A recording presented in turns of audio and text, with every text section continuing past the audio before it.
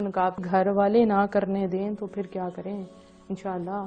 دیکھیں اس میں آپ نے اللہ تعالیٰ سے بہت زیادہ دعائیں مانگنی ہیں. جب آپ اللہ سے دعا مانگتے ہیں تو اللہ تعالیٰ آسانیاں پیدا کرتے ہیں. میں پھر یہاں آپ کو پہلی بات بتاؤں کہ جس دن میں نے کیا تو مجھے ناشتے کے ٹیبل پہ مجھے بیٹھنا تھا. جمعے کا دن تھا, میں کبھی نہیں بھول سکتی, اور مجھے نقاب لٹرلی کرنا بھی نہیں آتا تھا. میں کوشش کروں گی کہ ایک نقاب کرنے کی ویڈیو کسی بچی کو نقاب کر کے آپ کو دکھاؤں کہ کرنا کیسے. اور میں نے دوپٹہ لیا اور سائڈوں سے پن اپ کیا بڑی برے طریقے سے. نیٹ نہیں تھا لیکن میں پورا کور کیا, اور میں ڈائننگ ٹیبل پہ جا کے بیٹھ گئی. امی ابو تھے, میں نے کہا امی میں آج سے پردہ کروں گی.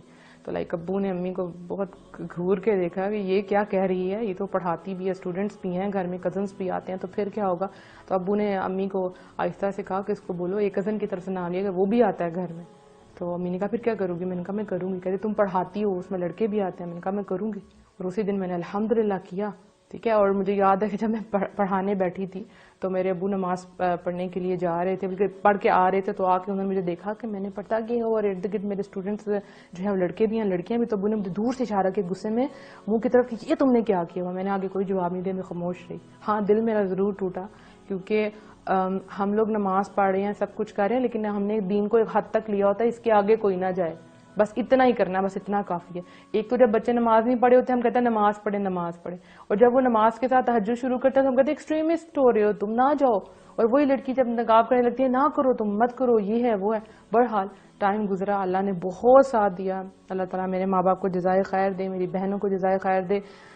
دے اسٹینڈ فار می الحمدللہ. آج بھی وہ میرے ساتھ کھڑی ہیں, اور تب بھی کھڑی تھی, لیکن اب جو ہیں چیزیں بدل گئی ہیں الحمدللہ, چیزیں بدل گئی, سب سمجھ گئے. لیکن وہ دن تھا, ہاں پرابلم تھی, لیکن اللہ نے بہت ساتھ دیا الحمدللہ. اور جب گیسٹ آتے تھے تو ان میں ایسے گیسٹ آتے تھے کہ ایک دفعہ مجھے یاد ہے میرے ابو نے کہا کہ باہر کیوں نہیں آ رہی. مجھے یہ تھا کہ میں باہر آؤں گی اور ابو کہیں کہ تم نے کیوں کیا ہوا ہے, تمہیں اس سے بہتر ہے میں اندر ہی رہوں. ہاں وہ میری غلطی تھی, مجھے جانا چاہیے تھا, مجھے فیس کرنا چاہیے تھا, لیکن اس وقت میں ڈر گئی تھی کہ مجھے ابو کی سپورٹ نہیں تو کیا ہوگا. تو ابو اندر آ کے کہتے ہیں تم کیوں نہیں آئے, چاچو باہر آئے ہوئے تھے. میں نے کہا وہ چاچو نہیں تھے, وہ چاچو لگتے ہیں, رائٹ. ہم اپنے کزنس کو بھی, ان کے آگے سے بھی کزنس کو بھی چاچو پھوپھو خالہ یہ سب کچھ بنا کے بیٹھے ہوتے ہیں.